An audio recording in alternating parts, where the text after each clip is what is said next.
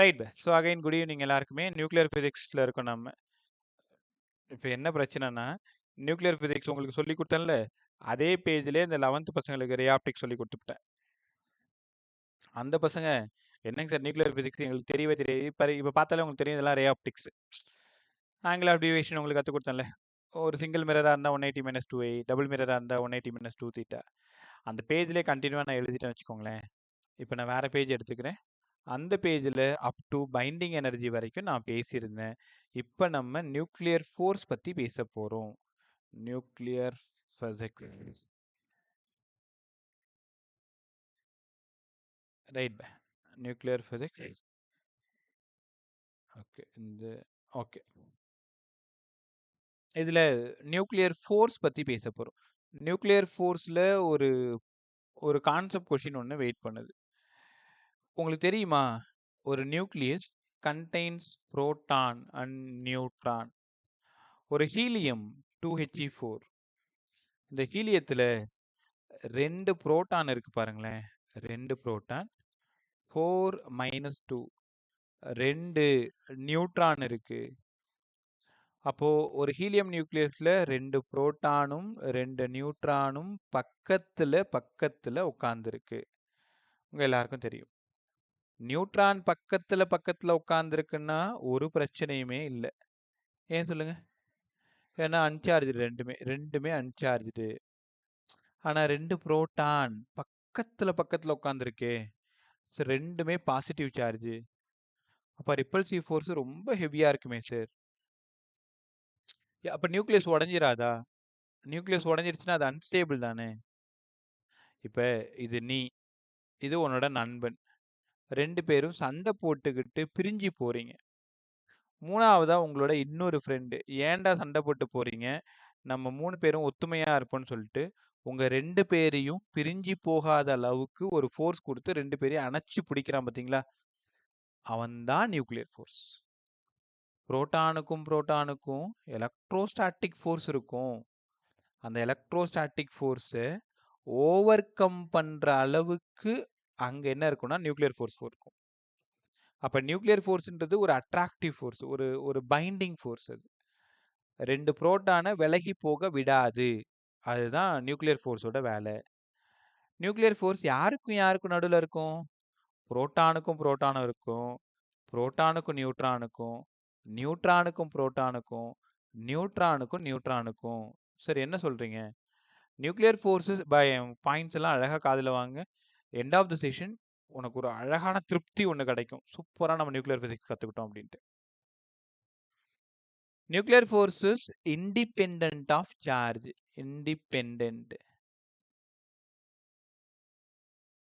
Independent of charge. சார்ஜுக்கும் nuclear ஃபோர்ஸுக்கும் சம்பந்தமே இல்லை. ஏன்னா புரோட்டானுக்கு நடுவுலையும் இருக்கு, புரோட்டானுக்கும் நியூட்ரானுக்கும் நடுவுலையும் நியூக்ளியர் ஃபோர்ஸ் இருக்கு, நியூட்ரானுக்கும் நியூட்ரான், இது ரெண்டும் அன்சார்ஜ்டு. ஒரு அன்சார்ஜ் ஒரு சார்ஜ். அப்போ இண்டிபெண்ட் ஆஃப் சார்ஜ். இதுதான் ஃபர்ஸ்ட் பாயிண்ட். ரைட்டா? ரெண்டாவது, நியூக்ளியர் ஃபோர்ஸு முழுக்க ஸ்பின் டிபெண்ட்டாக இருக்கும். எலக்ட்ரான் சுற்றி வருது இல்லை, எலக்ட்ரான் தன்னைத்தானே சுற்றிக்கும் இல்லையா, அதுவுமே ஒரு நியூக்ளியர் ஃபோர்ஸுக்கு காரணம். It is spin depend. ரொம்ப important point. Nuclear force spin depend. நம்ம அட்ராக்டிவ்ன்றதுனால ஒருவேளை இது கிராவிடேஷனல் ஃபோர்ஸா இருக்குமா அப்படின்னு யோசிச்சா, it is not gravitational force. It is not a gravitational force. இது கிராவிடேஷனல் ஃபோர்ஸ் கிடையாது. ரைட்டா? உங்களுக்கு தெரியுமா, 10⁻40 times 10⁻40 times greater than the 10⁻40 times greater than the gravitational force. Nuclear force வந்து 10⁻40 டைம்ஸ் அதிகமாக இருக்கும் கிராவிடேஷனல் ஃபோர்ஸை விட. பாரு, ஆக்சுவலாக வந்து கிராவிடேஷனல் ஃபோர்ஸ் வந்து ஒரு 1 ரூபி அப்படின்னா, நியூக்ளியர் ஃபோர்ஸ் வந்து 1 பக்கத்தில் 40 சைபர் போட்டால் எவ்வளோ வருமோ அவ்வளோ வரும். அப்போ gravitational forces 10⁻40 times greater than the gravitational force. Nuclear force is 10 power 40 times greater than the gravitational force. கற்றுக்கிட்டீங்களா? உங்களுக்கு இன்னொரு ரகசியம் தெரியுமா? நியூக்ளியர் ஃபோர்ஸ் தான் இருக்கிறதுலேயே வெரி ஷார்ட் ரேஞ்ச் ஃபோர்ஸஸ். இதை நீங்கள் படித்து தான் ஆகணும். Short range forces.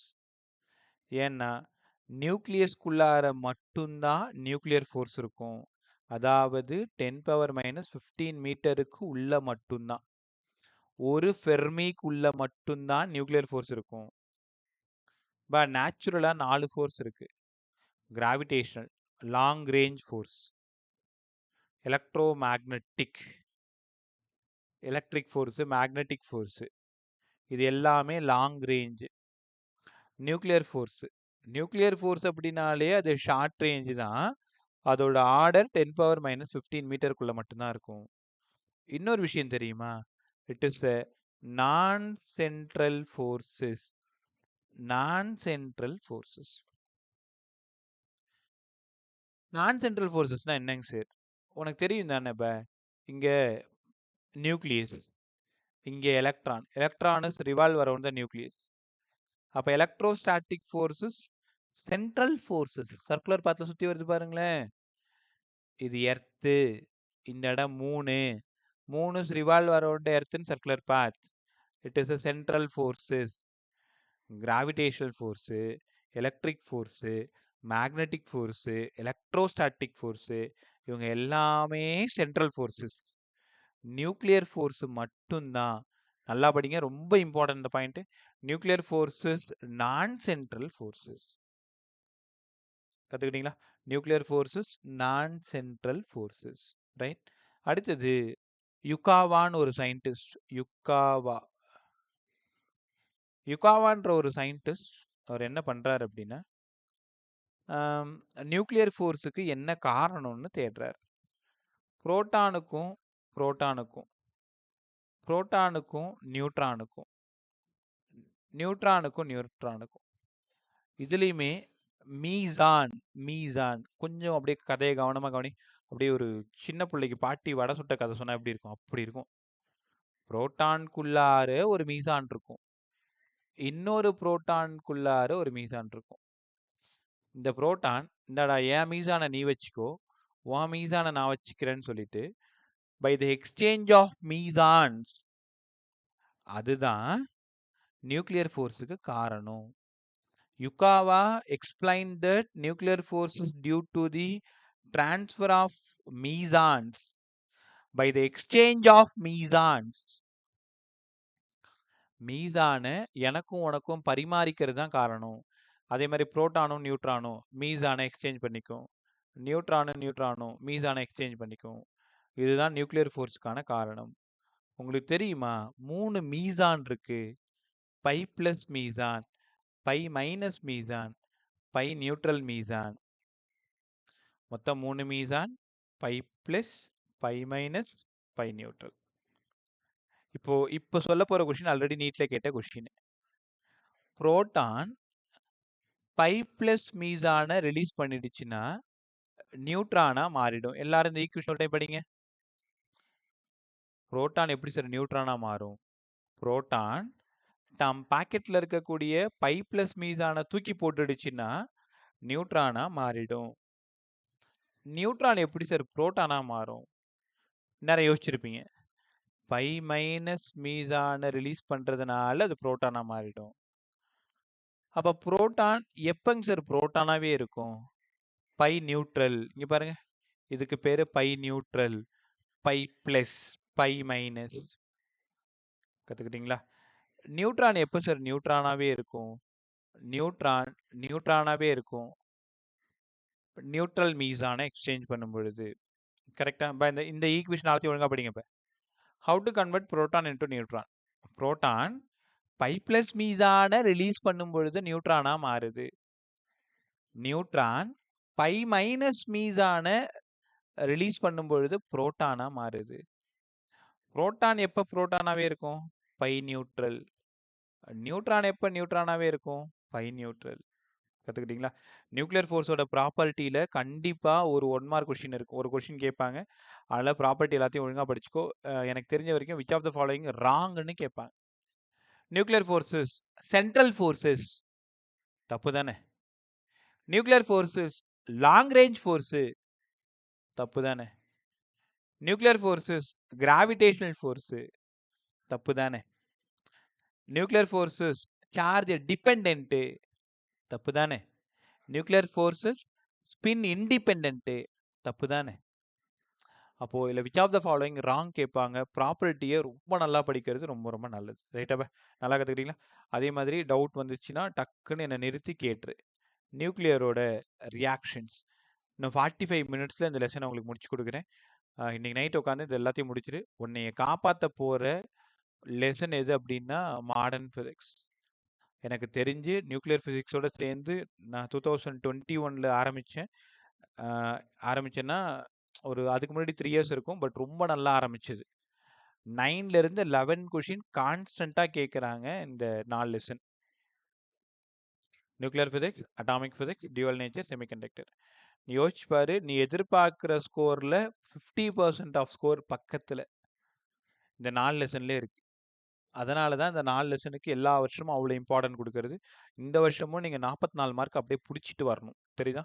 Nuclear reactions ஒன்றும் இல்லைப்பா, ஒரு எக்ஸோட ஒரு ஏன்ற பார்ட்டிக்கலை மோத விட்டா ஒரு காம்பவுண்ட் நியூக்ளியஸ் கிடைக்கும்.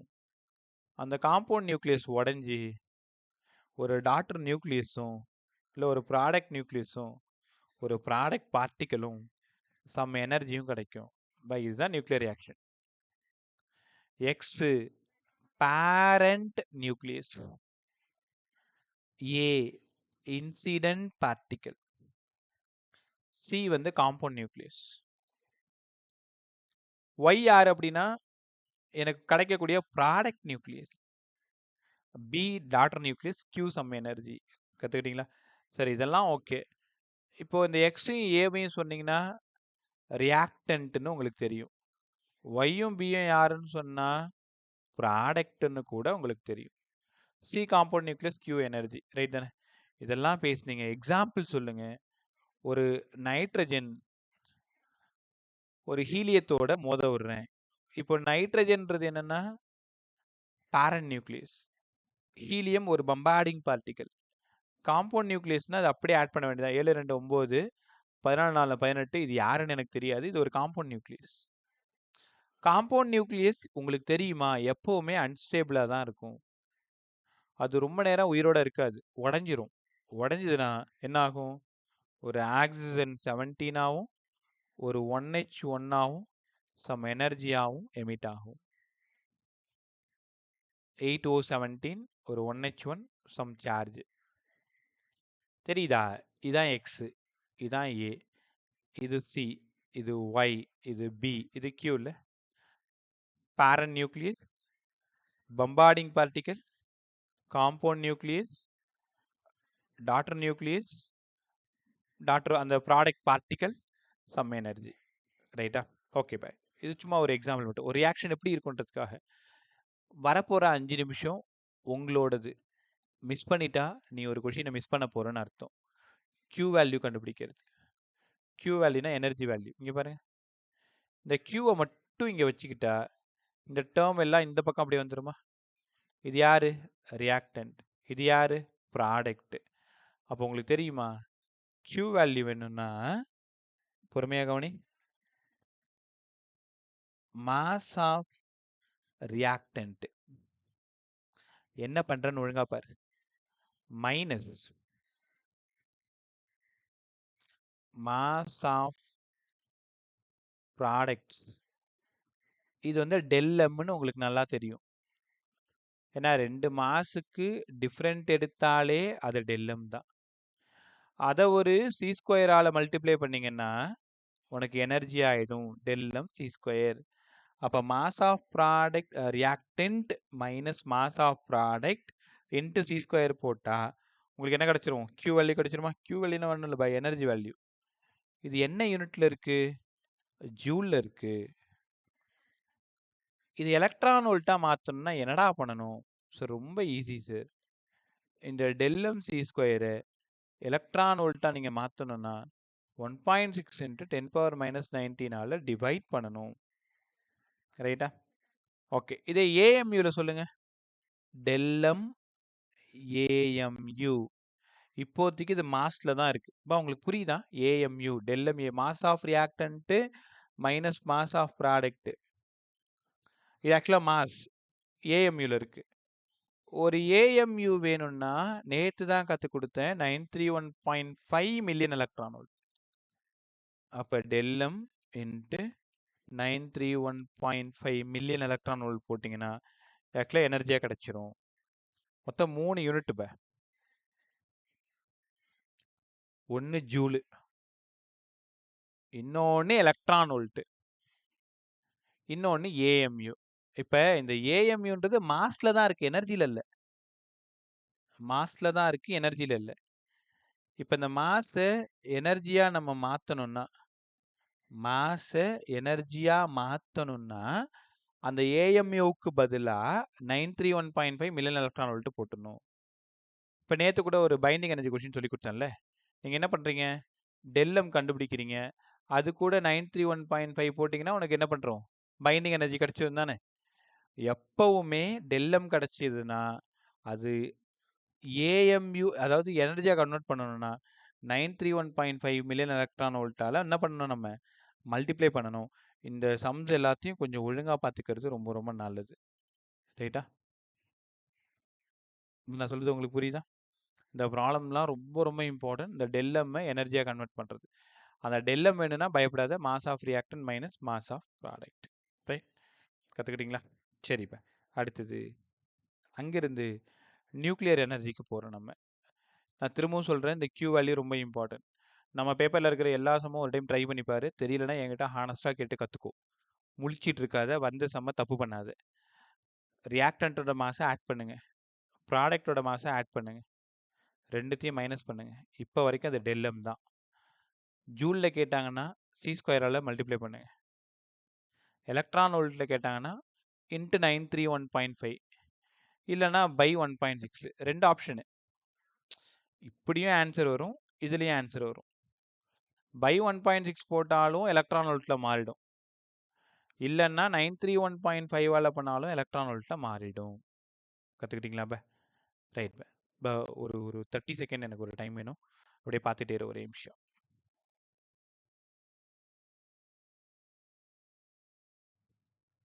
ரைட் ஒரு சின்ன கால் வேற ஒன்றும் இல்லை.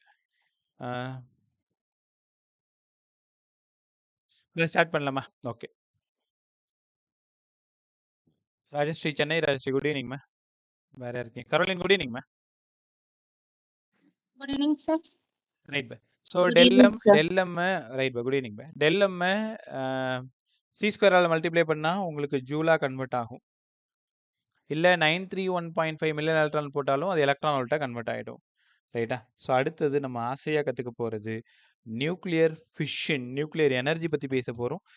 கிட்டத்தட்ட இன்னும் ஒரு ½ அன் ஹவர்லேயே இது நான் உங்களுக்கு முடிச்சு கொடுத்துறேன். நியூக்ளியர் எனர்ஜி பற்றி பேசலாமா? வாங்க. எனக்கு தெரிஞ்சு இந்த லெசன் ஃபுல்லாகவே பைண்டிங் எனர்ஜி சம் தான் ரொம்ப இம்பார்ட்டன்ட். நேற்று சொல்லி கொடுத்தேன்ல அந்த மாடல், உட்காந்து ஒரு 10 சம போட்டு பார்த்து தரவுப்படுத்திக்கும். Nuclear energy. நியூக்ளியரில் 2 விஷயம் நீங்கள் படிக்க போகிறீங்க. ஒன்று நியூக்ளியர் ஃபிஷன், இன்னொன்று nuclear fusion. So nuclear fission and nuclear fusion இது ரெண்டும் கற்றுக்க போகிறீங்க. அதுக்கு முன்னாடி நியூக்ளியர் ஃபிஷன்னா என்னங்க சார்? இப்போ ஃபிஷன் சின்ன பிள்ளைலேருந்து நீங்கள் படிச்சுட்டு இருக்கீங்க. ஒரு பெரிய ஃப்ராக்மெண்ட்டு, ஒரு பெரிய யுரேனியம் 235, ஒரு ஸ்லோ நியூட்ரான் வச்சு நான் பம்பாட் பண்ணுறேன். கேரம்போர்ட் காயின் மாதிரி ஒரு ஸ்லோ நியூட்ரானால் ஒரு யுரேனியம் 235 நியூக்ளியஸை நான் வேகமாக அடிக்கிறேன். அடித்ததும் அது 2 ஃப்ராக்மெண்ட்டாக உடையுது. மேலே ஒன்று கீழே ஒன்று உடையுது, பாதி பாதியாக உடையுது. என்ன? ஒன்று கிரிப்டானு, இன்னொன்று பேரியமு. எப்போ கிரிப்டானாவும் பேரியமாவும் உடையுதோ அப்போ 3 நியூட்ரான் வெளில வரும். 1 நியூட்ரான், 2 நியூட்ரான், 3 நியூட்ரான். சரி, எங்களுக்கு புரிஞ்சிருச்சு. ஒரு ஃபிஷன் ரியாக்ஷன் அப்போ ஒரு ஃப்ராக்மெண்ட்டு 2ஆ உடையும். 2ஆ உடையிறது மட்டும் இல்லாமல் 3 நியூட்ரானாக வெளியில் வரும். இல்ல சார். நீங்க தப்பா சொல்றீங்க. நாங்க வேற இடத்துல படிச்சிருக்கோம். ஒரு யுரேனியம் 235 ஒரு ஸ்லோ நியூட்ரான் வச்சு பம்பார்ட் பண்ணும் பொழுது 2 ஃப்ராக்மெண்ட்டா உடையும். அது ஓகே தான். ஒண்ணு ஜெனானாவும், இன்னொன்னு ஸ்டான்சியமாவும். எப்ப ஜெனானாவும், ஸ்டான்சியமாவும் உடையுதோ, அப்ப 2 நியூட்ரான் தான் வரும்னு எங்க வாத்தியார் சொல்லிக் குடுத்தாரு சார்.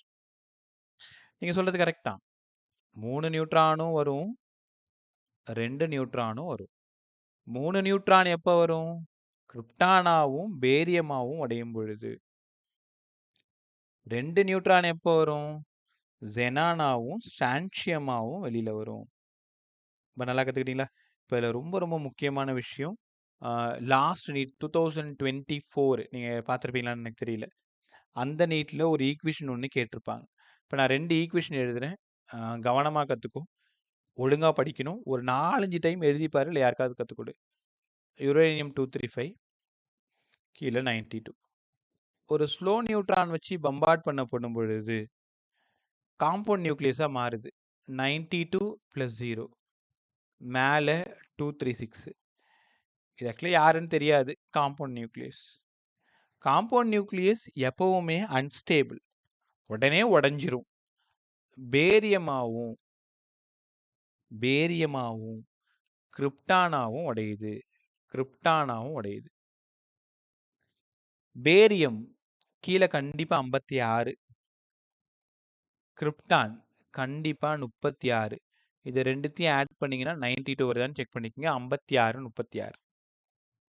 நம்பர மாத்திராத. மேல 141. இந்த பக்கம் 92. கூட 3 நியூட்ரான் ரிலீஸ் ஆகும்.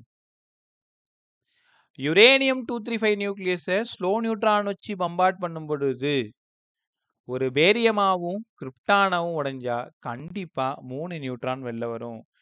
இந்த ஈக்குவேஷன் தான் லாஸ்ட் நீட்ல இந்த இடத்துல டேஷ் மட்டும் போட்டு என்ன வரும்னு கேட்டிருந்தாங்க. போய் எடுத்துப்பார். யுரேனியம் 235 நியூக்ளியஸை ஸ்லோ நியூட்ரான் வச்சு பம்பார்ட் பண்ணும் பொழுது பேரியமாவும் கிரிப்டானாவும் உடைஞ்சா சத்தியமா 3 நியூட்ரான் தான் வெளில வரும். இல்லைன்னா யுரேனியம் 235 ஸ்லோ நியூட்ரான் வச்சு பம்பார்ட் பண்ணப்படும் பொழுது 92C236 ஒரு காம்பவுண்ட் நியூக்ளியஸா மாறுது. அதுக்கப்புறம் ஜெனானாவும் ஸ்டான்சியமாவும் உடையுது. Xenon 54, strontium 38. மேல 140 ஜெனானுக்கு 94.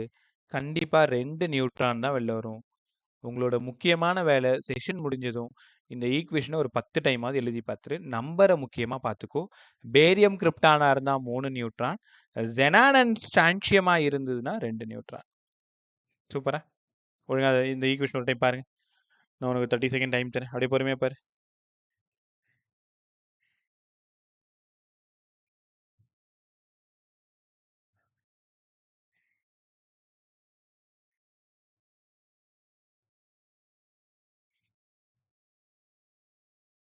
பார்த்துட்டீங்களா?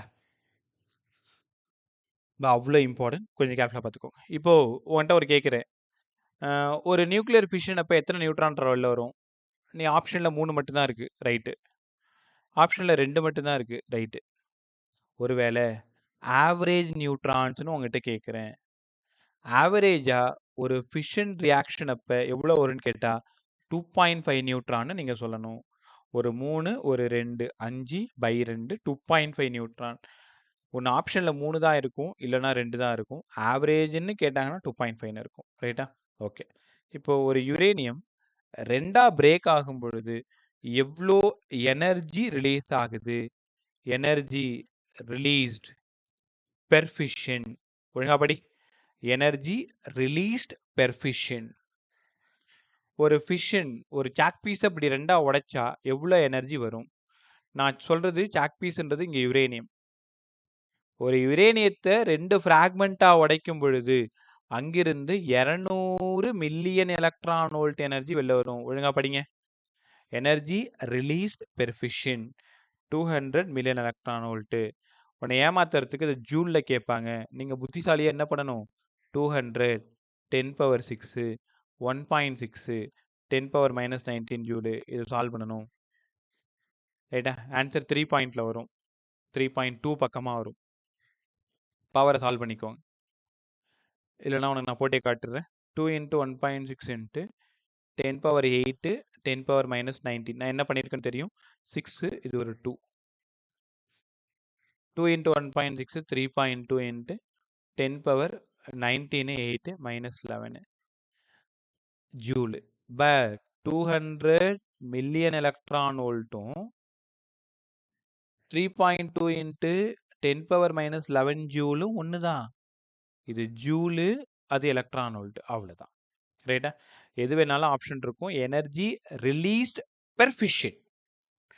ஒரு ஃபிஷனுக்கு எவ்வளோ எனர்ஜி ரிலீஸ் ஆகும், இதான் கொஷின். கற்றுக்கிட்டீங்களா? ஆவரேஜாக எத்தனை நியூட்ரான் வரும்? 2.5. இல்லை ஒரு ஃபிஷனுக்கு எத்தனை வரும்? 3. இல்லைனா என்ன வரும்? 2. ஈக்குவேஷன் இருக்கா பார்த்துக்கோ. பேரியம் கிரிப்டானா இருந்தால் 3, ஜெனான் ஸ்டான்சியமாக இருந்தால் 2. ரைட்? அடுத்தது இப்போ இல்லாமா செயின் ரியாக்ஷன் இன்னும் சூப்பராக இருக்கும் பாருங்களேன். செயின் ரியாக்ஷன்னா என்னங்க சார்? செயின் ரியாக்ஷன்னா காலங்காலமாக தொடர்ந்து நடந்துக்கிட்டே வர்றது தான் செயின் ரியாக்ஷன். உனக்கு புரிகிற மாதிரி ஒரு யுரேனியம் 235 ஒரு ஸ்லோ நியூட்ரான் வச்சு பம்பார்ட் பண்ணால் இங்கே பேரியமாகவும் கிரிப்டானாவும் உடையுது. 3 நியூட்ரான் வெளில வருது. 3 நியூட்ரான் வெளில வருது. இந்த 3 நியூட்ரான் சும்மா இல்லாமல் அடுத்த யுரேனியம் 235ஓட மோதுது. அடுத்த யுரேனியம் 235ஓட மோதுது. மோதி மறுபடியும் பேரியம் கிரிப்டான் மறுபடியும் 3 நியூட்ரான் வெளில வருது. மறுபடியும் 3 நியூட்ரான் வெளில வருது. மறுபடியும் 3 நியூட்ரான் வெளில வருது. இப்போ இந்த நியூட்ரான் அடுத்தடுத்த ஃபிஷன் ரியாக்ஷனை தொடர்ந்து பண்ணிக்கிட்டே இருந்தா அதுக்கு பேரு தான் செயின் ரியாக்ஷன். பேர்லேயே ஆன்சர் இருக்கு. ரைட்டா? என்ன சிக்கல்னா 2 ரியாக்ஷன் நீங்கள் படிக்க போறீங்க. ஒன்று கண்ட்ரோல்டு செயின் ரியாக்ஷன், இன்னொன்று அன்கண்ட்ரோல்டு செயின் ரியாக்ஷன். அது என்னங்க சார் கண்ட்ரோல்டு அன்கண்ட்ரோல்டு? கண்ட்ரோல்டுனா உனக்கு நல்லா தெரியும். நியூக்ளியர் ரியாக்டர் கல்பாக்கம், தூத்துக்குடி இங்கெல்லாம் இருக்கு இல்லையா, அட்டாமிக் பவர் ஸ்டேஷன், அதெல்லாம் கண்ட்ரோல்டு செயின் ரியாக்ஷன். அன்கண்ட்ரோல்டுனா ஒன்றும் இல்லை, ஒரே ஒரு ஆட்டம் பாம் தான். வடிவேல் சொல்ற மாதிரி 27 கிலோமீட்டர் க்ளோஸ்ன்னு சொல்லுவார் தெரியுமா ஒரு படத்துல, அந்த மாதிரி தான் ஆட்டம் பாம்ல நடக்கிறது அன்கண்ட்ரோல்டு செயின் ரியாக்ஷன். நியூக்ளியர் ரியாக்டர்ல நடக்கிறது கண்ட்ரோல்டு செயின் ரியாக்ஷன். சார் புரியல, டயக்ராமா சொல்லி கொடுங்க. சொல்லி தரவா? இங்க பாருங்களேன். ஒரு யுரேனியம் 235 நியூக்ளியஸ் ஸ்லோ நியூட்ரான் வச்சு பம்பார்ட் பண்ணப்படும் பொழுது ஒரு பேரியமாவும் ஒரு கிரிப்டானாவும் உடையுது. 3 நியூட்ரான் வெளியில வருது. இந்த 3 நியூட்ரான் நான் என்ன பண்றேன்னா ஒரு மாடுரேட்டர். இந்த டிவைஸ் பேர் தெரிஞ்சுக்கோங்க. இதுக்கு பேரு மாடுரேட்டர். இந்த மாடுரேட்டர் என்ன பண்ணுன்னா 2 நியூட்ரானை பிடிச்சி தான் பாக்கெட்ல போட்டுக்கிட்டு ஒரு நியூட்ரானை மட்டும் ரிலீஸ் பண்ணும். மாடுரேட்டரோட வேலை to control the fast neutron. அது மட்டும் இல்லாம அதை அப்சார்ப் வேற பண்ணி வச்சுக்கும். ரைட்டா? திரும்ப என்ன பண்ணும், ஒரு யுரேனியம் 235 நியூக்ளியஸால மோதும். மறுபடியும் 3 நியூட்ரான் வரும். 2 பேரியமாவும் கிரிப்டானாவும் உடையும்.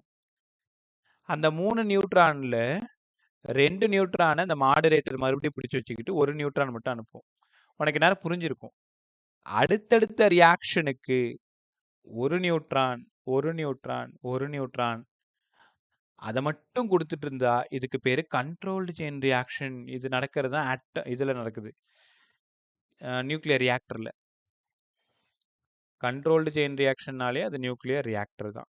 Controlled chain reaction nuclear reactor. ரைட்டா? பாருங்க, 2 நியூட்ரானை பிடிச்சி பாக்கெட்ல போட்டுக்கிட்டு ஒரு நியூட்ரானை மட்டும் அனுப்பி அடுத்த ரியாக்ஷனுக்கு கொடுத்தா அதுக்கு பேரு கண்ட்ரோல்டு செயின் ரியாக்ஷன்.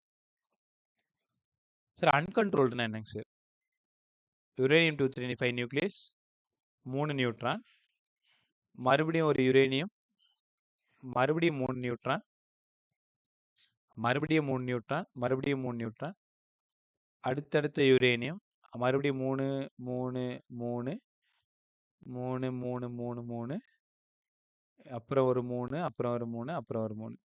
இந்த மாதிரி நடந்தா அன்கண்ட்ரோல்டு செயின் ரியாக்ஷன். பாருங்களேன், இங்க மட்டும் 2 கண்ணும் ஒரு மூக்கும் ஒரு வாயும் போட்டா இது ஒரு பேய் மாதிரி இருக்குல்ல. ரைட், சூப்பர் பே. இங்க பாருங்க, இதுக்கு பேர் uncontrolled chain reaction. Uncontrolled chain ரியாக்ஷன்னா ஃபிஷன் ரியாக்ஷன் தொடர்ந்து நடந்துகிட்டே இருக்கும். Of the order 3n. இதை மறந்துடாது. ஃபர்ஸ்ட் ரியாக்ஷன் அப்ப 3 நியூட்ரான் வெளில வரும் சார். ரெண்டாவது ரியாக்ஷன் அப்ப 9 நியூட்ரான் வெளில வரும். ஒத்துக்கிறீங்களா? 3/2. மூணாவது ரியாக்ஷன் அப்ப 27 நியூட்ரான் வெளில வரும். 3/3. அப்ப அன்கண்ட்ரோல்டு ரியாக்ஷனோட ஆர்டர் பார்த்தீங்கன்னா 3n. கண்ட்ரோல்டுனா அடுத்தடுத்த ரியாக்ஷனுக்கு ஒரு நியூட்ரானை கொடுக்கறது தான் கண்ட்ரோல்டு.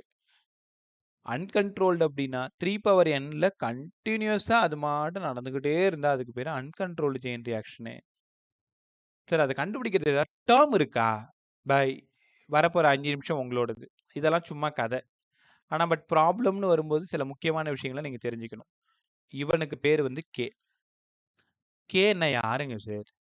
கே மல்டிப்ளிகேஷன் ஃபேக்டர் இல்லைன்னா ரீப்ரொடக்ஷன் ஃபேக்டர், எப்படி வேணாலும் சொல்லலாம். மல்டிப்ளிகேஷன் ஃபேக்டர் இல்ல ரீப்ரொடக்ஷன் ஃபேக்டர். சத்தியமா இதுல ஒரு கொஸ்டின் வந்திருக்கு, கண்டிப்பா கேட்பாங்க. இந்த கேவோட வேல்யூ கிரேட்டர் தென் 1 இருந்தா வேணாம், முதல்ல ஈக்குவல் டு 1 போடுவோம். ஈக்குவல் டு 1 இருந்தா இதுக்கு பேரு ஸ்டெடி ஸ்டேட். ஒழுங்கா படி. Steady state. ஸ்டெடி ஸ்டேட்னா ஆக்சுவலா இதுக்கு பேர் வந்து கிரிட்டிக்கல் ஸ்டேட்னு அர்த்தம். கிரிட்டிக்கல் ஸ்டேட்னா கொஞ்சம் காது கொடுத்து கேளுங்க. அடுத்தடுத்த ரியாக்ஷனுக்கு ஒரு நியூட்ரான் போயிட்டே இருக்கும். அதான் ஸ்டெடி ஸ்டேட். அடுத்த ரியாக்ஷன் ஒரு நியூட்ரான், அடுத்த ரியாக்ஷன் ஒரு நியூட்ரான், அடுத்த ரியாக்ஷன் ஒரு நியூட்ரான். இதுக்கு பேர் ஸ்டெடி ஸ்டேட். Critical state. அப்ப இங்க நடக்கிறது என்னன்னா கண்ட்ரோல்டு செயின் ரியாக்ஷன். அப்போ உங்ககிட்ட நான் என்ன கேட்குறேன்னா, கண்ட்ரோல்டு செயின் ரியாக்ஷனுக்கு கேவோட வேல்யூ என்னன்னு கேட்குறேன். 1ன்னு நீ தான் சொல்லணும். கண்ட்ரோல்டு செயின் ரியாக்ஷன் கேவோட வேல்யூ 1. இன்னொரு விஷயம் சொல்லுங்க. Atomic power station, nuclear reactor, கேவோட வேல்யூ என்னன்னு கேட்டானே தெரியும் உனக்கு. 1 தானே? ஏன் அங்கே நடக்கிறது என்னது? கண்ட்ரோல்டு செயின் ரியாக்ஷன் தானே. அப்போ கல்பாக்கமா இருந்தாலும் தூத்துக்குடியா இருந்தாலும் இங்க நடக்கக்கூடிய பவர் ஸ்டேஷன்ல கேவோட வேல்யூ 1 தான் இருக்கும். ஸ்டெடி ஸ்டேட்டா இருக்கும், கிரிட்டிக்கல் ஸ்டேட்டா இருக்கும், கண்ட்ரோல்டு செயின் ரியாக்ஷனா இருக்கும், நியூக்ளியர் ரியாக்டர். அவ்வளவுதான். இந்த கே பத்தி நீங்க ஃபுல்லா படிக்கணும். அடுத்தது இங்க பாருங்களேன், இன்னும் சூப்பரா இருக்கும். கேவோட வேல்யூ 1 விட அதிகமா இருந்தா which is uncontrolled chain reaction. uncontrolled chain reaction. uncontrolledனா இதோட எக்ஸாம்பிள் சொல்லுங்க சார். இதுக்கு பேரு அட்டம் பாம். படபடன்னு அப்படியே பட்டாசு வெடிக்கிற மாதிரி வெடிச்சு தள்ளிடும். Uncontrolled chain reaction atom bomb. இதுக்கு உங்களுக்கு பேர் தெரியுமா? இதுக்கு பேரு தான் சூப்பர் கிரிட்டிக்கல். சூப்பர் கிரிட்டிக்கல்னு அர்த்தம் கே கிரேட்டர் தென் 1, மோர் தென் 1. நிறைய நியூட்ரான் போயிட்டு அப்படியே படபடன்னு அடுத்தடுத்த ஃபிஷன் ரியாக்ஷன் நடந்து 3/nல வந்து என்ன ஆயிடும்? அன்கண்ட்ரோல்டு நடந்துரும். அடுத்தது இருக்கிறதுலே ரொம்ப பரிதாபமா இருக்கிறது K<1. K<1 subcritical. இதெல்லாம் கேட்டிருக்காங்க, கண்டிப்பா கேட்பாங்க. ஒழுங்கா படிங்க. கேவோட value 1 critical, greater than 1 supercritical, less than 1 subcritical. கத்துக்கிட்டீங்களா? அப்போ சார் இங்க செயின் ரியாக்ஷன் நடக்குமா? கண்டிப்பா நடக்காது. Chain reaction come to halt. Halt என்ன அர்த்தம்? நடக்காதுன்னு அர்த்தம். கத்துக்கிட்டீங்களா? Chain reaction come to halt. Right, சூப்பரா புரிஞ்சிச்சப்ப. இந்த செயின் ரியாக்ஷனை தயவு செஞ்சு நல்லா படி. அதுவும் இந்த கே வேல்யூ வச்சு ஒழுங்கா படிங்க. 3/n கண்ட்ரோல்டு அன்கண்ட்ரோல்டு வித்தியாசம் புரிஞ்சுக்கோங்க. நம்ம நோட்ஸ்ல கண்ட்ரோல்டு அன்கண்ட்ரோல்டுக்கும் நான் டிஃபரன்சியேஷன் எழுதியிருக்கேன். ஃப்ரீயா இருந்தா படிச்சுப்பாரு. ஒன்றும் இல்லை, இது ஸ்லோவா இருக்கும், இது ஃபாஸ்டா இருக்கும். கேவோட வேல்யூ இங்கே 1 இருக்கும், அங்கே 1 விட அதிகமாக இருக்கும். இங்கே நியூக்ளியர் ரியாக்டர், அங்கே ஆட்டம் பாம்பு. ரைட்டா? தெளிவாக எழுதியிருப்பேன், ஒரு டைம் அதை படித்து பார்த்துக்கோ. ரைட்டா? ரொம்ப ரொம்ப முக்கியமான விஷயம். நம்ம ஊரில் இல்லை, வேர்ல்டில் நேச்சுரலாக uranium consist of natural uranium consist of. இப்போ இந்த யுரேனியத்தை வெட்டி எடுக்க உனக்கு தெரியும் தானே, யுரேனியம் இயற்கையாக தான் கிடைக்கும். So natural uranium consist of 99 ஒழுங்காக படித்து முடிச்சிரு. 99.28% யுரேனியம் 238, 0.72% யுரேனியம் 235. இந்த ரேஷியோவை நீங்கள் படிச்சே ஆகணும் கண்டிப்பாக. இதையும் கேட்பாங்க. Natural uranium consist of 99.28% of uranium 238, 0.72% of uranium 235. இதில் என்ன சிக்கல் தெரியுமா? இந்த 99 யுரேனியம் 238 இருக்குல்ல, இதுக்கு பேர் என்னன்னா ஃபெர்டைல் மெட்டீரியல். உங்களுக்கு புதுசாக இருக்கும், ஒழுங்காக பாருங்க. ஃபெர்டைல்னா என்னங்க சார்? ஃபெர்டைல்னா தமிழில் பிளக்க முடியாத. உங்களுக்கு ஒருவேளை தமிழ் வார்த்தை சில பேருக்கு இங்கே தெரியாமல் இருக்கலாம், அதுவே தப்பு தான், இருந்தாலும் பரவாயில்ல. பிளக்க முடியாதுன்னா ஃபிஷனுக்கு உட்படுத்த முடியாது, அதை நம்ம பிரேக் பண்ண முடியாது, உடைக்க முடியாது. Uranium 238 waste. இவ்வளோ 99.28% யுரேனியம் 238 இருந்தால் அதை வச்சுட்டு ஒன்றுமே பண்ண முடியாது, அது ஃபிஷனே பண்ண முடியாது அது. ஆனால் இந்த 0.72 இருக்கு பத்தியா, இதுக்கு பேர் ஃபிசைல் மெட்டீரியல். ஃபிசைல். ஃபெர்டைல் உங்களுக்கு புரியுற மாதிரி சொல்லவா? நான் ஃபிசைல், பிளக்க முடியாத. ஃபெர்டைல், பிளக்கக்கூடிய. ஃபிசைல். இன்னைக்கு நம்ம சந்தோஷமா ஜாலியா இருக்கணும்னா காரணம் இந்த 0.72% ஆஃப் யுரேனியம். உலக நாடுகளோட மின்சார தேவைகளை இந்த வெறும் 0.72% மட்டுமே நம்மளுக்கு பூர்த்தி பண்ணிட்டு இருக்கு. ஒரு கற்பனை, ஒருவேளை 99.28% ஆஃப் யுரேனியம் 235 கிடைச்சதுன்னா இன்னும் எத்தனை கோடி வருஷத்துக்கு நமக்கு கரண்ட் பஞ்சமே இருக்காது இந்த உலகத்துல. ஆனா அது ஃபெர்டைல், இது ஃபிசைல். ஃபிசைல் மெட்டீரியலை வச்சு தான் உங்களால அடுத்த பவர் ஜெனரேஷனோ வேற ஏதோ ஒரு வேலை நீங்க பண்ண முடியும். கத்துக்கிட்டீங்களா? ஓகே. ஸோ இவ்வளோ நேரம் நீங்கள் கற்றுக்கிட்டது நியூக்ளியரோட ஃபிஷன் பற்றி பேசுனீங்க. இதோட அப்ளிகேஷன் கொஷின் ஒன்று இருக்குது, ரியாக்டர். ரியாக்டரில் நீங்கள் 2 பாயிண்ட் படித்தா போதும், அழகாக சொல்லித்தரேன். நியூக்ளியர் ரியாக்டர் ஒன்றும் இல்லை, கல்பாக்கம், ஏற்கனவே சொன்ன மாதிரி தூத்துக்குடி. ஸோ இங்கே இருக்கக்கூடிய நியூக்ளியர் ரியாக்டர் எப்படி வேலை செய்யுது, உள்ள என்னென்ன பார்ட்ஸ் எல்லாம் இருக்குது, அதான் நீங்கள் தெரிஞ்சுக்க போகிறீங்க. Nuclear reactor.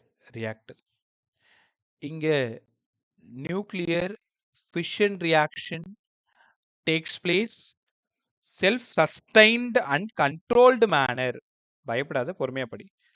self-sustained and controlled manner. Nuclear ரியாக்டர்ல ஃபிஷன் ரியாக்ஷன் நடக்கும், தற்சார்பா நடக்கும். தற்சார்பான உள்ளுக்குள்ளார, கண்ட்ரோல்டா நடக்கும். இதுதான் நியூக்ளியர் ரியாக்டர். ரைட்டா? மொத்தம் 3 பாயிண்ட் சொல்லித்தரேன், ஒழுங்கா படி. நாளைக்கு எக்ஸாமில் கண்டிப்பாக ஒரு பாயிண்ட் இல்லை கொஷினாக இருக்கும். ஃபியூல். நியூக்ளியர் ரியாக்டரில் என்னெல்லாம் சார் நம்ம ஃபியூலாக யூஸ் பண்ணுறோம்? என் கூட அப்படியே படிச்சுட்டே வாங்க. Uranium 235, thorium 232, plutonium 239, plutonium 240, plutonium 241. இதை பார்த்தோன்னே சொல்லிடுவீங்க சார் இது ஐசோடோப்பு. அட்டாமிக் நம்பர் சேமாக இருக்கும், மாஸ் நம்பர் டிஃபராக இருந்தால் ஐசோடோப்ஸ்னு உங்களுக்கு நல்லா தெரியும். அப்போது யாரெல்லாம் ஃபியூல்? யுரேனியம், தோரியம், புளுட்டோனியம், இவங்கெல்லாம் ஃபியூலாக ஆக்ட் ஆகுறாங்க. இந்த ஃபியூலில் கண்டிப்பாக கொஷின் கேட்பாங்க, which of the following wrong கேட்டாங்கன்னா இதை ஃபியூலாக நீங்கள் யூஸ் பண்ண முடியாது. யுரேனியம் 238 இஸ் அ நான் ஃபிசைல் விச் மீன் ஃபெர்டைல் மெட்டீரியல்னு தெரிஞ்சுக்கணும். கற்றுக்கிட்டீங்களா? ஃபியூல் படிச்சிட்டிங்களா? அடுத்தது சார் மாடரேட்டர். எனக்கு தெரிஞ்சு இந்த மாடரேட்டரும் கண்ட்ரோல் லாவில் தான் சம் கேட்பாங்க. சம்னா ஒரு கொஸ்டின் கேட்பாங்க மாடரேட்டர். சார் மாடரேட்டரோட வேலை என்ன சார்? உங்களுக்கு தெரியுமா? வேகமா வர்ற நியூட்ரானை to slow down the fast neutron.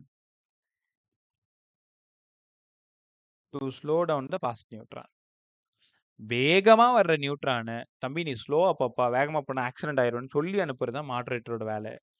யோசிச்சு பாரு, மாடரேட்டர் இல்லைன்னா எல்லாமே ஃபாஸ்ட் நியூட்ரான் ஆயிடும். ஃபாஸ்ட் நியூட்ரானா இருந்ததுன்னா அன்கண்ட்ரோல்டு. அப்புறம் கல்பாக்கம் நாளைக்கு வெடிச்சு செதறும். தூத்துக்குடியில் இருக்கக்கூடிய பவர் ஸ்டேஷன் வெடிச்சு செதறும். மாடுரேட்டர் தான் உங்களுக்கு தெரியுமா? ஒரு எப்படி நமக்கு இதயமோ அதே மாதிரி தான் நியூக்ளியர் ரியாக்டரில் மாடுரேட்டர். சயின்டிஸ்ட் எப்படி சொல்லுவாங்கன்னா, அது ஒரு இதயம் போன்ற ஒரு பகுதி. எம்எஸ்சி படிக்கும்போது எங்கள் வாத்தியார் சொல்லி கொடுத்த வார்த்தை அது. Moderator is a device. எங்கே இருக்கும்? ரியாக்டரில் இருக்கும். என்ன வேலை பண்ணுது? To slow down the fast neutron. இது வந்து ஒரு இதயம் போன்ற ஒரு பகுதி. உங்களுக்கு புரியுற மாதிரி சொல்லணும்னா, மாடரேட்டர்ன்றது நியூக்ளியர் ரியாக்டரோட ஒரு ஹார்ட். உனக்கு தெரியும் மனித உடலில் ஹார்ட் எவ்வளோ முக்கியமோ அதே மாதிரி நியூக்ளியர் ரியாக்டரில் மாடரேட்டர் ரொம்ப முக்கியம். இது என்ன வேலை பண்ணுதுன்னு உங்களுக்கு தெரியுமா? 2 மில்லியன் எலக்ட்ரான் வோல்ட். மில்லியன் 2 × 10⁶ கிட்டத்தட்ட 20 லட்சம்.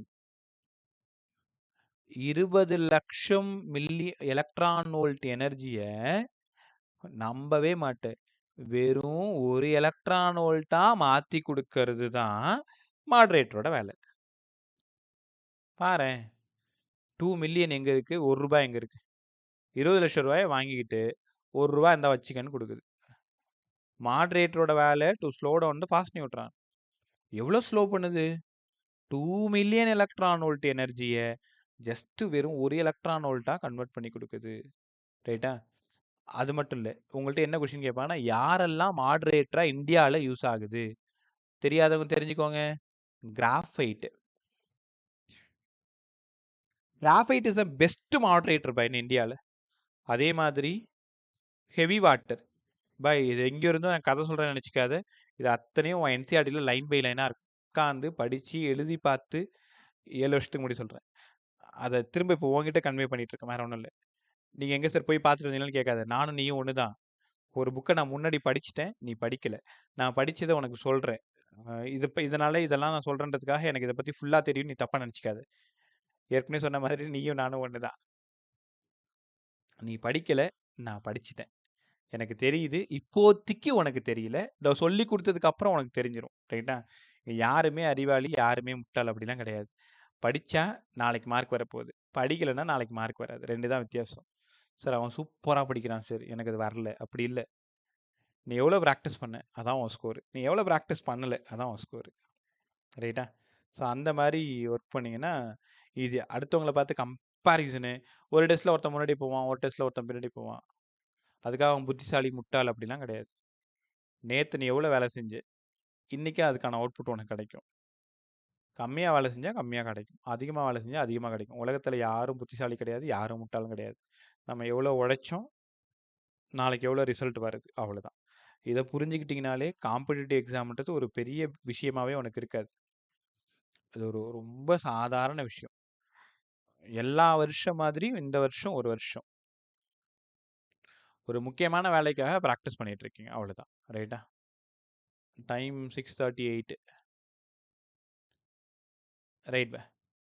கிராஃபைட், ஹெவி வாட்டர், இது எல்லாமே பெஸ்ட் மாடரேட்டர்ஸ் இன் இந்தியா. ரைட்டாக? நல்லா கற்றுக்கிட்டீங்களா?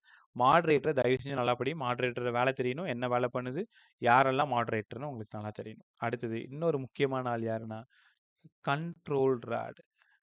சார் இவன் யாரு சார்? அவன் control rod. To control the chain reaction. To control the chain ரியாக்ஷனை கண்ட்ரோல் பண்ணுறது தான் கண்ட்ரோல் ராடோட வேலை. நல்லா யோசிச்சு பாரு. 2 நியூட்ரானை பிடிச்சி பாக்கெட்டில் வச்சுக்கணும், 1 நியூட்ரானை அனுப்பணும். ஒருவேளை நல்ல டிஃபன் சாப்பிட்டு அந்த கண்ட்ரோல் ராடு தூங்கிடுச்சுன்னு வச்சுக்கேன், 3 நியூட்ரானும் வெளில வந்துடும்.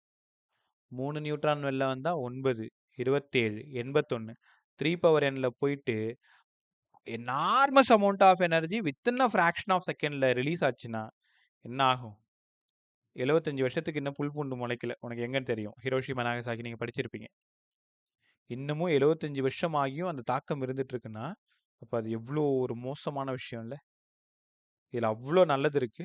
அத தாண்டி 100 மடங்கு கெட்டது இருக்கு. So to control the chain reaction தான் கண்ட்ரோல் ராடோட வேலை. To control the chain reaction. ரைட்டா? அதுக்கப்புறமா யாரெல்லாம் சார் கண்ட்ரோல் ராடு? உங்களுக்கு தெரியுமா?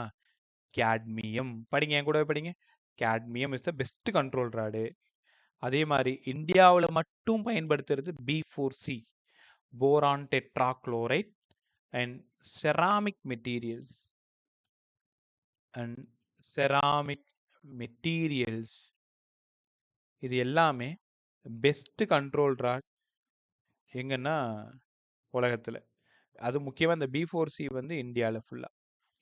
நல்லா கத்துக்கிட்டீங்களாப்பா? அவ்வளவுதான். நீங்க வேற எதுவுமே படிக்க வேண்டாம். ரியாக்டர்ல ஒரு 1 மார்க் கொஸ்டின், ஒரு தியரி கொஸ்டின் கேட்பாங்க. எல்லா வருஷமும் எடுத்துப்பாரு. வந்த வருஷம் ஃபுல்லா தியரி கொஸ்டின் தான் இருக்கும். சம் கிடையாது. சம் கேட்க முடியாது. ரியாக்டர்னா யாருன்னு படிக்கணும். நேச்சுரல் யுரேனியத்துல என்ன இருக்குன்னு படிக்கணும். யாரெல்லாம் ஃபியூல்னு சொல்லணும். யாரெல்லாம் மாடரேட்டர் என்ன வேலை பண்ணுதுன்னு சொல்லணும். யாரெல்லாம் கண்ட்ரோல் ராடு என்ன வேலை பண்ணுதுன்னு சொல்லணும். அவ்வளவுதான். ரைட்டா? Last topic nuclear fission. அடுத்த 10 நிமிஷம் இந்த லெசன் முடிஞ்சுன்னா நீங்க போயிடலாம். Nuclear fusion. நியூக்ளியர் ஃபியூஷன் அணுக்கரு இணைவு. இன்னும் ஞாபகம் இருக்கு. பிஎஸ்சி செகண்ட் இயர்ல ஆதிலக்ஷ்மி மேம் அவங்க தான் கற்றுக் கொடுத்தாங்க. ரொம்ப சூப்பராக கற்றுக் கொடுத்தாங்க. நான் கிளாஸில் தூங்கிட்டேன்றதுக்காக என்கிட்ட 50 ரூபா காசு கொடுத்து ஒரு வடை 2 ரூபா 25 பசங்களுக்கும் போய் ஒரு வடையும் டீ சொன்னேன்னு சொல்லி அப்புறமா நான் காசு தரேன்னு சொல்லிட்டு என்ன தான் போய் வாங்கிட்டு வர சொன்னாங்க. நான் கொஞ்சம் ஹைட்டாக இருப்பேன், பேக் பெஞ்சில் உட்காந்துருப்பேன். மற்ற பசங்களாம் கொஞ்சம் குட்டி குட்டியாக இருப்பாங்க. அப்போ நானும் சுரேஷ்னு என்னோட க்ளோஸ் ஃப்ரெண்டு 2 பேரும் போயிட்டு அந்த வடை அண்ணன்ட்ட 25 வடை வாங்கிக்கிட்டு அந்த அண்ணன்ட்ட டீ சொல்கிறோம். அந்த அண்ணன் டீ எடுத்துகிட்டு வந்து கிளாஸில் கொடுக்குறாங்க. அப்போ தான் அந்த நியூக்ளியர் ஃபிஷனை நடத்தி முடிக்கிறாங்க. நடத்தி முடிச்சதும் ஏதோ என்ன அவங்களுக்கு ரொம்ப பிடிச்சி போச்சு. இப்போ ஒரு 2 நிமிஷம் நீங்களும் ரிலாக்ஸாக இருக்கலாம். அது முடிச்சதுக்கப்புறம் அந்த வருஷம் ஓடுது. ஃபர்ஸ்ட் இயர் ஓடுது, செகண்ட் இயர் ஓடுது, தேர்ட் இயர் ஓடுது. 25 பேரில் 4 பேர் ஆல் கிளியர் பண்ணுறோம் பெரியார் ஆர்ட்ஸ் காலேஜில். அதில் சதீஷ் ஒருத்தவன், சுரேஷ் ஒருத்தவன், 2 பேரும் க்ளோஸ் ஃப்ரெண்ட்ஸ்னு சொன்னோம் இல்லையா? இப்போ அந்த சுரேஷ்ன்ற அவர் வந்து கவர்மெண்ட் ஸ்கூல் டீச்சராக இருக்காங்க எங்கள் வில்லேஜ் பக்கத்துலே. ஆனால் நான் ரொம்ப நாள் ஆசைப்பட்டேன் எங்கள் ஊருக்கு பக்கத்துலே ஒரு கவர்மெண்ட் ஸ்கூலில் ஃபிசிக்ஸ் டீச்சர் ஆகணும். இன்னொரு ஆசை வந்து டெய்லி வேட்டி கட்டிக்கிட்டு ஸ்கூலுக்கு போகணும். அதே மாதிரி இந்த சாட்டை படத்தில் வர்ற சமுத்திரக்கனி மாதிரி ஒரு ஃபிசிக்ஸ் அதில் அவரும் ஃபிசிக்ஸ் டீச்சர் தான், பார்த்துருப்பீங்க. அந்த மாதிரி இந்த சாட்டை படத்தில் வர ஃபிசிக்ஸ் டீச்சர் மாதிரி ஒரு மாதிரி இருக்கணும். எங்கள் வில்லேஜ்லேயே இருக்கணும். எங்கள் வில்லேஜ் பசங்க அத்தனை பேருக்கும் நல்ல எஜுகேஷன் கொடுக்கணும். அடுத்த லெவலுக்கு கொண்டு போகணும். என்ன எங்கள் ஊரில் ஃபஸ்ட்டு எம்எஸ்சி பிஎட். இது பெருமைக்காகலாம் சொல்லலை. ஃபஸ்ட் நான் ஃபிசிக்ஸ் ப்ராமிஸ். அப்போ அந்த காலகட்டத்தில் டிஆர்பி எழுதுனேன். டக்கு டக்குன்னு ஃபெயில் ஆகிட்டே இருக்கேன். 5-6 டைம் ஃபெயில் ஆகிறேன். அப்புறம் என் ட்ராக் மாறிடுச்சு. பட் சுரேஷ் என்ன பண்ணிட்டாப்புல அதே நோக்கமாக இருந்து 5வது டிஆர்பியில் பாஸ் பண்ணி எங்கள் வில்லேஜுக்கு பக்கத்து வில்லேஜ் ஜஸ்ட் ஒரு 1 கிலோமீட்டர் தான். நாங்கள் 2 பேரும் ரொம்ப ஃப்ரெண்ட்ஸு. 5th ஸ்டாண்டர்ட்லேருந்து friends. அந்த ஸ்கூலுக்கே போயிட்டு இன்னமும் அந்த ஸ்கூலில் தான் ஒர்க் பண்ணுறாப்புல. ட்ரான்ஸ்ஃபர் கொடுத்தாலும் வேணான்னு ஃபைட் பண்ணி அதே ஸ்கூலில் தான் இருக்காப்புல. எங்கள் ஊரில் அதுக்கப்புறம் அவ்வளோ பாலிடெக்னிக் ஸ்டூடெண்ட் வந்துட்டாங்க. அவ்வளோ இன்ஜினியரிங் வர ஆரம்பிச்சிட்டாங்க. இப்போ டீச்சர்ஸ் நிறைய வர ஆரம்பிச்சிட்டாங்க. எங்கள் 90 கிட்டுக்கு அப்புறம் இப்போ வர 2K எல்லாமே. ரொம்ப ரூரல் வில்லேஜ்னு வச்சுக்கோங்க, சிதம்பரம் பக்கத்தில். எதுக்கு இந்த கதைனா, அந்த ஆதிலக்ஷ்மி மேம் நாங்கள் 4 பேர் முடித்தோம். அதில் என்னை மட்டும் கூப்பிட்றாங்க. அடுத்து என்னடா பண்ண போகிற? அப்போ நான் பெட்ரோல் பங்க்கில் ஒர்க் பண்ணிகிட்ருக்கேன். பெட்ரோல் பங்க்கில் பம்பாய் இந்த பெட்ரோல் போடுவாங்களா, நீங்கள் வண்டி எடுத்துகிட்டு போனீங்கன்னா. அப்போ வந்து பெட்ரோல் பங்க்கில் ஒர்க் பண்ணிகிட்டு இருக்கும்பொழுது என்ன சதீஷ் பண்ண போகிறேன்? ரிசல்ட் வந்து நான் போய் அவங்களுக்கு பார்த்துட்டு மேடம் நாங்கள் போயிட்டு வரேன்னு சொல்லும்போது என்ன பண்ண போகிறேன்? பெட்ரோல் பங்க்கில் ஒர்க் பண்ணுற மேடம் மாதம் 6000 ரூபா சம்பளம் தராங்கன்னு சொன்னதுக்கப்புறம் என்ன நினச்சாங்கன்னு தெரியல. அவங்க பாண்டிச்சேரி தான், இங்கே தான் வீடு, ஐஜி பக்கத்தில். நாளைக்கு வீட்டுக்கு வான்னு சொல்லிட்டு வீட்டு அட்ரஸ் கொடுத்துட்டாங்க. நானும் எங்கள் அம்மாவும் போகிறோம். போனதும் என்னை ரிசீவ் பண்ணுறாங்க. ரிசீவ் பண்ணிவிட்டு காஃபி போட்டு கொடுக்குறாங்க. காஃபி பெரிய வீடாக இருந்தது. அப்போ தான் முதலாக நான் டவுனை பார்க்குறேன், பாண்டியை பார்க்குறேன். காரு, பஸ்ஸு எல்லாம் பெருசு பெருசாக இருக்கிற மாதிரி பார்க்குறேன். அதான் சொல்கிறேன், ரொம்ப ரூரல் வில்லேஜ். 12க்கு முன்னாடி ஊரை விட்டு வெளில வந்ததே இல்லை. எல்லாம் கிராமங்களில் இருக்கக்கூடிய பள்ளிக்கூடம். பிஎஸ்சி வெளில வரும்போது வெறும் கடலூர் மட்டும்தான் தெரியும். பாண்டி மாதிரி ஒரு பெரிய நகரம் எனக்கு தெரியாது. ஒரு பெரிய வீடு, ஏசின்னா இப்படி தான் குளு குளுன்னு இருக்கும் போல இருக்குது. ஒரு டிவினா இவ்ளோ பெருசா இருக்கும் போல இருக்குன்னு ஒரு என்ன சொல்றது? ஒரு காட்டுலருந்து ஒரு ஒரு மனுஷன் பூமிக்கு வந்தான்னா எப்படி இருக்குமோ, அந்த மாரி நான் ஆச்சரியமா பார்க்குறேன். என்னடா அது இவ்ளோ உயரமான பில்டிங்லாம் இருக்கு அப்படின்னு சொல்லிட்டு பார்க்குறேன் நான். ஹோட்டல்ல சாப்பிட்டே பழக்கம் இல்லாதவனுக்கு முதலா ஒரு ஹோட்டலுக்கு கூட்டிட்டு போயிட்டு சாப்பாடு வாங்கி தராங்க. அந்த சாப்பாடு வந்து அப்படியே அமிர்தம் மாதிரி அற்புதமா இருக்கு. இப்ப அது ஒரு மாதிரி தான் இருக்கு. அப்ப சொல்றேன். ஹோட்டல்ல போயிட்டு இலை போட்டு ஏன்னா எங்க ஊர்ல இட்லி கடை கூட கிடையாது. கஞ்சா இருந்தாலும், கூழா இருந்தாலும் வூட்ல மட்டும் தான் குடிக்கணும். அதாவது வீட்ல மட்டும் தான் குடிக்கணும். அப்ப என்ன ஆகுது அப்டின்னா, அவங்க கூட்டு போயிட்டு, "நீ தான் நல்லா தானே படிக்கிற. நான் மொத்தம் 25 பேரு, 4 பேர்ல நீயும் கிளியர் பண்ணிட்ட. நீ தான் செகண்ட்ல இருக்க. 89 பெர்சன்டைல் வந்து பிஎஸ்சில. இல்ல மேடம் வேற யாராவது படிக்க முடியாதுன்னு சொன்னதுக்கப்புறம், உடனே அண்ணாமலை யுனிவர்சிட்டில அவங்களோட ஸ்டூடண்ட் ஒருத்தர் புரொஃபஸரா இருக்காரு. அவங்களுக்கு ஃபோன் பண்ணி, "எவ்வளோடா ஃபீஸ்ன்னு?" கேட்டு, மொத்தம் 22,000 ரூ. 11,000 அந்த நிமிஷமே என் கையில குடுத்து அனுப்பிச்சு, "நீ நாளைக்கே போய் யுனிவர்சிட்டில ஜாயின் பண்ணு. அடுத்த வருஷ ஃபீஸுக்கும் நீ இங்கேயே வா. 11,000 தரேன். போய் எம்எஸ்சி படின்னு" சொல்லிட்டு அனுப்பிச்சு வச்சாங்க. நானும் சந்தோஷமா அந்த 11,000 வாங்கிக்கிட்டு, மேடம் அவங்கள்ட்ட குடுத்துட்டாங்களா, எங்க அம்மா கால்ல விழ சொன்னாங்க. விழுந்துட்டு அங்கேருந்து நேரா யுனிவர்சிட்டி போறேன். ஃபர்ஸ்ட் இயர் முடியுது. செகண்ட் இயர் வந்து அவங்கள்ட்டயே வாங்குறேன். செகண்ட் இயர் படிக்கும்போது ஒரு சின்ன உறுத்தல். ஐயோ! நம்ம காசு வாங்கி படிக்கிறோமே! கண்டிப்பா பாஸ் பண்ணி தானே ஆகணும். எப்படியோ அடிச்சு பிடிச்சு பாஸ் பண்றோம். அதுக்கு நடுவுல இந்த டெய்லி காலைல போயிட்டு இந்த சினிமாக்கள்ல காட்டுற மாரி தான் நம்மளும் அத செஞ்சிருக்கோமான்னா இப்ப ஆச்சரியமா இருக்கு. பேப்பர் பாக்கெட் பால் பாக்கெட் போடுறது. ஒரு பால் 25 பைசா உங்களுக்கு தெரியும்னு நெனைக்கிறேன். நீங்க பார்த்துருக்க மாட்டீங்க. 25 காசு ஒரு பாக்கெட்டு. அ அப்புறம் வந்து இந்த பேப்பர் போடுறதுக்கு குடுப்பாங்க. அப்படியே நான் கொஞ்சம் கொஞ்சமா ஒரு ரூ. 4,000 சேர்த்து வச்சிருந்தேன். அத எடுத்துட்டு போயிட்டு குடுத்தேன் நான் அவங்கள்ட்ட. இன்னைக்கு வரைக்கும் அவங்களுக்கு நான் ரூ. 22,000 கடன்காரன். பெர் மந்த் மோர் தென் 1,00,000 நான் சம்பாரிச்சுட்டு தான் இருக்கேன். ஆனாலும் அந்த ரூ. 22,000 அவங்க என்கிட்ட வாங்கவே இல்ல. இந்த நிமிஷம் வரைக்கும். எப்ப பாண்டி வந்தாலும் எனக்கு ஒரு ஃபோன் மட்டும் கோயம்புத்தூர்ல இருக்காங்க இப்ப. ஃபோன் பண்ணுவாங்க. "சதீஷ் என்ன மணக்குள நகர் கூட்டு போ. ஏ டூ பி கூட்டு போயிட்டு ஒரு பூரி ஒண்ணு சாப்பிடுவாங்க. திருப்பி பத்திரமா கூட்டு வந்து வீட்ல விட்டுருவேன்." அதுதான் என்னோட வேலை. இன்னைக்கு வரைக்கும் மாசத்துக்கு ஒரு டைம் வந்தாங்கன்னா. ஸோ அன்னைக்கு அவங்க என்ன சந்திக்கல. அந்த 22,000 பணம் குடுக்கல அப்படின்னா, அந்த எம்எஸ்சி கனவாவே போயிருக்கும். அதிகபட்சம் பெட்ரோல் பங்க்ல பம்பாயா இருந்து, மேனேஜர் வரைக்கும் போயிருந்திருக்கலாம். ஊருக்குள்ளாரயே இருந்திருக்கலாம். எல்லாம் பண்ணியிருந்திருக்கலாம். பிஎஸ்சிக்கு அப்புறம் ஒரு பெரிய மைல்ஸ்டோன் வந்து ஆதிலக்ஷ்மி மேம். அவங்க தான் இந்த நியூக்ளியர் ஃபிஷன கத்துக் குடுக்கும் பொழுது, நான் நல்லா தூங்கிட்டேன் கிளாஸ்ல. நான் தூங்கக்கூடாதுன்றதுக்காக என்கிட்ட காசு குடுத்து, வடையும், டீயும் வாங்கியும் குடுத்து, எம்எஸ்சிக்காக பணமும் குடுத்து, ஸோ அந்த பிசிக்ஸ் வாத்தியார் தான் இன்னைக்கு வந்து உங்களுக்கு பிசிக்ஸ் வாத்தியார். இது நெனச்சாலே நமக்குமே ஆச்சரியமா இருக்கும். நம்மலாம் அப்படி பண்ண மாட்டோமேன்ட்டு. ஆனா யாரோ ஒருத்தவங்க ஃபீஸ் கட்டிட்டாங்களேன்றதுக்காக, அவங்களுக்கு நியாயமா இருக்கணுமேன்றதுக்காக படிச்சது தான். ரைட். ரொம்ப சாரி. நெறைய உங்க டைம நான் வேஸ்ட் பண்ணிட்டேன். இந்த நியூக்ளியர் ஃபிஷன் வரும்பொழுதெல்லாம் ஒரு சின்ன சின்ன தாட்டு. ஸோ அவங்கள பத்தி உங்கள்ட்ட பேசுறதுல எனக்கு ரொம்ப பெரிய சந்தோஷம். என்ன காரணம்னா, இன்னைக்கு உனக்கு என்ன தெரியுது. நான் பிசிக்ஸ் சொல்லிக் குடுக்குறேன். என்னால வருஷத்துல ஒரு 10, 15 பேர் பாஸ் பண்றாங்கன்னு ஒரு சின்ன சின்ன தாட்டு. இது எல்லாத்துக்கும் பிள்ளையார் சுழி போட்டது ஆதிலட்சுமி மேம் அவங்க. அ அது அது அது வந்து ஒரு அவங்களோட நல்ல பையனா, என் பசங்கள்ட்ட அத கன்வே பண்ணணும். இதுல இதுல வந்து நான் ஒரு கருவி. பட் இதுக்கு கீழ இருக்கிற அத்தனை பெருமைகளும் வந்து அவங்களுக்கு மட்டும் தான் போய் சேரும். ரைட்டா? Nuclear fusion. அப்படியே கிளாஸ்க்குள்ளார வந்துரு. என்ன பத்தின எந்த ட்ரீமும் வச்சுக்காத. இப்படி உள்ள வந்துருங்க நியூக்ளியர் ஃபியூஷன். 2 ஸ்மாலர் எலமெண்ட் ஒண்ணா சேர்ந்து ஒரு பெரிய எலமெண்ட்டா மாறுது. இதுக்கு பேரு நியூக்ளியர் ஃபியூஷன். ஒரு பெரிய எலமெண்ட் 2ஆ உடைஞ்சா ஃபிஷன். 2 சின்ன எலமெண்ட் ஒண்ணா சேர்ந்து பெருசா மாறுனா ஃபியூஷன். அவ்வளவுதான். ரைட்டா? சரி ஈக்குவேஷன் பேசுங்க. உங்களுக்கு தெரியுமா? 4 புரோட்டான் 4 புரோட்டான். 1 புரோட்டான் 2 சூரியன்ல மட்டும் தான்பா நடக்கும். நியூக்ளியர் ஃபியூஷன் எங்க நடக்கும்னா சூரியன்ல மட்டும் தான் நடக்கும். ஏன் சார் இப்படி சொல்றீங்க? அங்க தான் 10^7 கெல்வின் டெம்பரேச்சர் இருக்கு. 10^16 அட்மாஸ்பியரிக் பிரஷர் இருக்கு. இந்த பிரஷர்லயும் இந்த டெம்பரேச்சர்லயும் மட்டும் தான் என்ன நடக்கும்? ஃபியூஷன் நடக்கும்.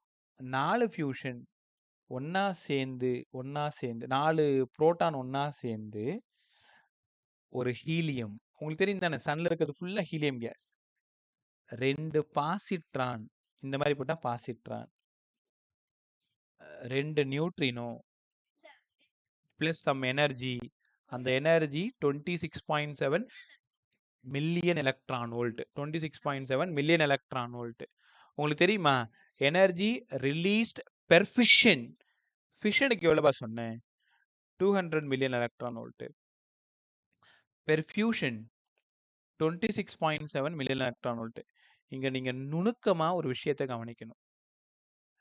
ஃபிஷன் பெருசா, ஃபியூஷன் பெருசான்னு கேட்டா, நீங்க உடனே சொல்லிருவீங்க இங்க இருக்கிற நம்பர வச்சு. சார் ஃபியூஷன் தான் பெருசு. ஒரு ஃபியூஷன் ஃபிஷன். ஒரு ஃபிஷனுக்கு 200 மில்லியன் எலக்ட்ரான் வோல்ட். ஒரு ஃபியூஷனுக்கு 26.7. உங்களுக்கு தெரியுமா? யுரேனியம் 235 235 பேர் சேர்ந்து தான் 200 மில்லியன் எலக்ட்ரான் வோல்ட். இங்க 4 பேர் மட்டும் சேர்ந்து தான் 26.7. அப்ப என்ன கத்துக்கிறீங்க? ஒரு ஆளுக்கு energy released per fission per nucleon. காதுல வாங்க. Energy released per fission per nucleon 200 by 235 0.8 million electron volt. இங்க 26.7 by 4 6.5 மில்லியன் எலக்ட்ரான் வோல்ட். இப்போ உங்க குரூப்ல ஒரு சின்ன பேஜ் ஒன்று ஷேர் பண்றேன். இந்த பேஜ் ரொம்ப இம்பார்ட்டன்ட். கொஞ்சம் கேர்ஃபுல்லா கவனி. ஃபிஷன் பெருசா, ஃபியூஷன் பெருசா? டோட்டலா சொன்னா ஃபிஷன் தான் பெருசு. ஒரு ஆளுக்குன்னு சொன்னா ஃபியூஷன் தான் பெருசு. இந்த பேஜை கொஞ்சம் ஒழுங்கா படிச்சுக்கோங்க. எனர்ஜி ரிலீஸ்ட் பெர் ஃபிஷன் கிரேட்டரா இருக்கும் பெர் ஃபியூஷனை விட. அதே ஒரு ஆளுக்கு சொன்னா ஃபியூஷன் தான் பெருசு. Energy released per fission per nucleon less than energy released per fusion per nucleon. ஏன்னா இது 0.8, இது 6.5. 0.8 கம்மியாக இருக்கும், 6.5 பெருசாக இருக்கும். ரைட்டா? ஸோ இவ்வளோ தான் இந்த லெசன் முடிஞ்சது. நான் சொல்கிறத ரொம்ப கவனமாக கவனி. இந்த லெசனில் நீங்கள் ஒரு ப்ராப்ளம் அட்டன் பண்ணணும்னா கண்டிப்பாக பைண்டிங் எனர்ஜி சம் எல்லாத்தையும் போட்டுப்பார். அதே மாதிரி Q value, mass of reactant minus mass of product. ஜூலில் கேட்டாங்கன்னா C² மல்டிப்ளை பண்ணு. எலக்ட்ரான் வோல்ட்டில் கேட்டாங்கன்னா 931.5 மல்டிப்ளை பண்ணு. அவ்வளோதான். வேணா இன்னும் நீ புத்திசாலியாக இருந்தால் 1.6 × 10⁻⁹ டிவைட் பண்ணி எலக்ட்ரான் வோல்ட்டை மாற்றி அதுக்கப்புறம் மில்லியன் எலக்ட்ரான் வோல்ட் மாற்றிக்கோ. இது தலையை சுற்றி போகிற விஷயம். இது டைரெக்டாக 931.5 சால்வ் பண்ணிங்கன்னா உங்களுக்கு ஆன்சர் கிடச்சிரும். ரைட்டா? ஒரே நிமிஷம். ஸோ அந்த பேஜ் இப்போ நான் குரூப்பில் ஷேர் பண்ணல ஒரு ஃபோட்டோ, அதை மட்டும் கொஞ்சம் படிச்சுக்கோ. அதுக்கப்புறமா இந்த